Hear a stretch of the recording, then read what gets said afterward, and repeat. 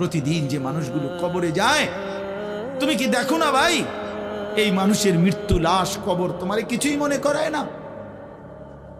জলজ্জান্ত যে মানুষটা তোমার আমার চোখের সামনে হাঁটতো, চলতো, ফিরতো, খাইতো, ঘুমাইতো, দোকান করতো, বাজার করতো, কত কথা বলতো, আজ এত মানুষ জানা যায় উপস্থিত, কতজন কত কথা বলতেছে, কিন্তু খাটিয়ার ওই লাশ, সে তো আর কথা বলে না।